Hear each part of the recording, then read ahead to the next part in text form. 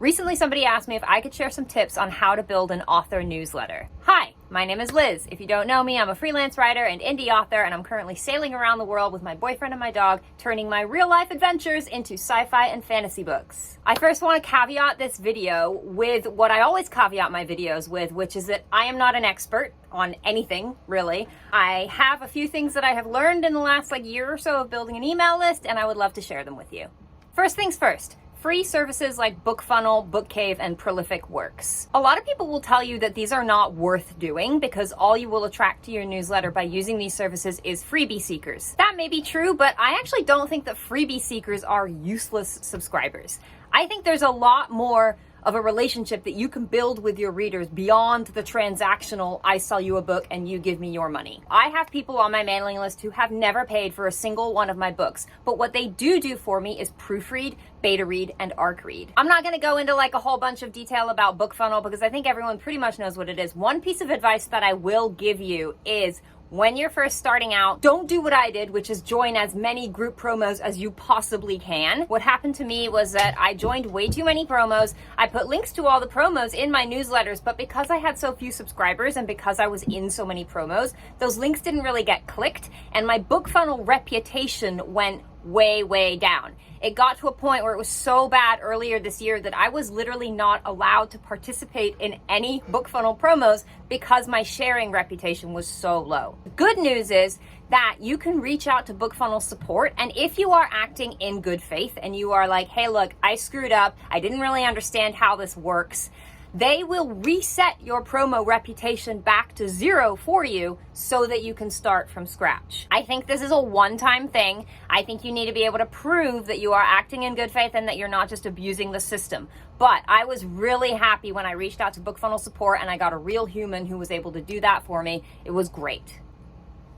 The next thing that I did that really helped me to build my newsletter was reach out to people on social media, specifically TikTok. When I first started using TikTok, here's what I did, and it was the only way I was able to gain traction on the app, and it also helped me to build my newsletter. Every single day, I would go down the list of all the book talk accounts that were recommended to me, and I would follow every single one. This was 30 to 50 accounts every single day. Any of those accounts that followed me back, I would then reach out via direct message and I would say, hey, I have this book. Would you be interested in arc reading it for me in exchange for a review? The book was already out at this point. The book was already on Amazon and had been for a while, but people were still excited to read it, and I did get quite a few reviews that way. I also found some of my very first hardcore super fans who are still on my mailing list and still reading my books to this day and evangelizing and promoting and just basically being awesome readers. I also posted videos seeking ARC readers for my new releases, and any users that signed up and got in touch via DM wanting to be ARC readers, I would add to my mailing list, mostly just because it's easier to keep track of ARC readers when they're on your list. The next thing that you can do, and you should be doing, is have in the back matter of all of your books a link to sign up for your newsletter. You're not going to get as many people signing up this way, but you are going to get some. And the readers that you get signing up that way, I have found, are the most engaged and most active readers on your list. They really want to be there. Those are really good people to have on your list. So those are all ways to add people to your mailing list. What do you actually send out in your mailing list? Put whatever you want in your mailing list. Be yourself. Talk about your pets. Talk about your weird life. Talk about whatever it is that you do. I think people really respond well to people being themselves and putting themselves out there. I'm just out here on TikTok doing my thing, being a little unhinged, and I'm the same way in my newsletter. So don't be afraid to be yourself. I have an automated onboarding sequence that is about 6 emails long. I send them a welcoming email. I send them, if they've signed up and need a free book, I send them the free book to download. I send them an email with all my social media links in it. I send them an email of book recommendations of other indie authors where I link to those books for the indie authors using an affiliate link on Amazon. So this is great because, for one thing, it's building up your trust as an established authority to those new subscribers, saying, hey, these are great authors whose books you might enjoy. That gives you a lot of credibility. Number two, you're also getting to recommend other awesome indie authors who are your buddies and who will probably appreciate the recommendation. And number three, by using an affiliate link, you're actually getting a little bit of a kickback from Amazon if someone clicks that link and then buys the book. And then once they're through all that, I actually have a fully automated sequence that's about 8 months long that sends one evergreen email every month, just in case there's a month where I either forget to write a newsletter or I don't have anything to say.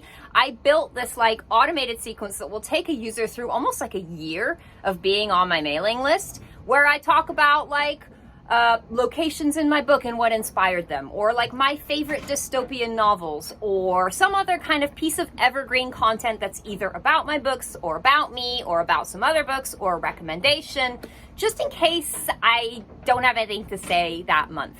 That hasn't happened yet. I usually always have something to put out, but at some point it may happen, and it's nice to know that I have that automated fallback of like a year's worth of emails just in case. Finally, the last thing I would recommend would be to clean your email list regularly. It's recommended that you clean a mailing list like once every 6 months. I did this so much more than that in my first year of having my list. I actually purposefully kept my list under 1,000 subscribers for a really long time, mostly because I just didn't want to pay MailerLite to have subscribers on my list, and as long as you have less than 1,000, it's free. There's no point in having just building more and more and more subscribers and having 3,000 people on your list who aren't even really opening your emails. For me, I think it's much more worthwhile to cull that list regularly, get rid of the dead weight and the people that aren't opening your emails, and keep that list under 1,000 people for as long as you can, at least until you're making enough money to maybe be able to support the cost of having those people on your list and paying that monthly subscription. So there you have it. Those are my recommendations for how to build your author newsletter. If you guys have any questions or comments, please put them below. I love to hear them. I love to chat about this stuff.